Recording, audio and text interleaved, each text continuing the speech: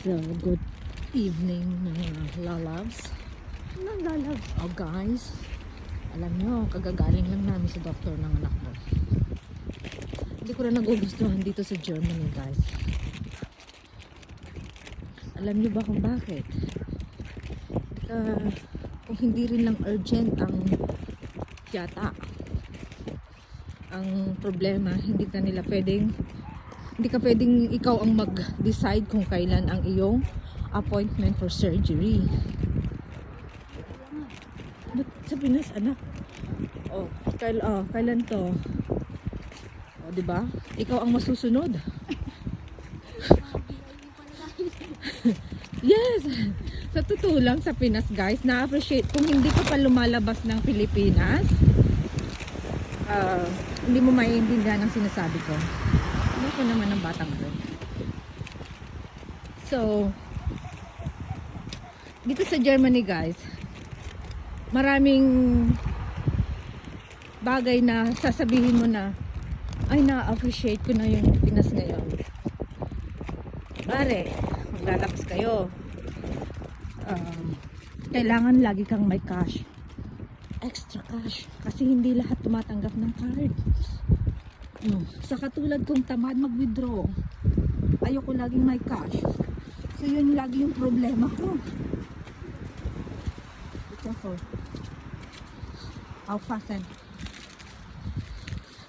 Tapos guys, dito kailangan ka laging may barya sa iyong katawan.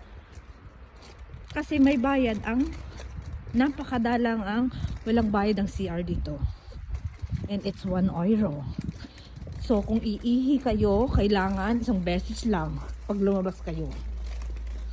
Hindi pwedeng 2 beses kasi magiging 2 euro na yun. Kung i-convert mo sa piso yun, magkano na yun?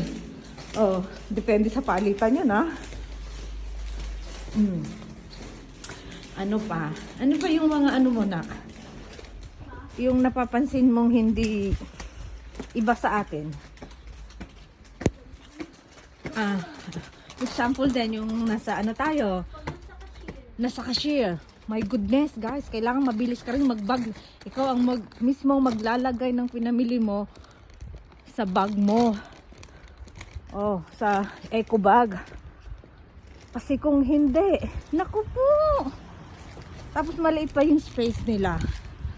Kaya saludo ako dun sa mga nagtatrabaho sa SM. Kasi napakagalang nila.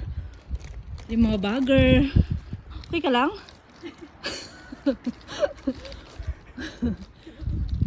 Pag umuwi ako sa Pinas, guys, pag nagmamarket ako, ihatid pa talaga nila ako sa aking sasakyan.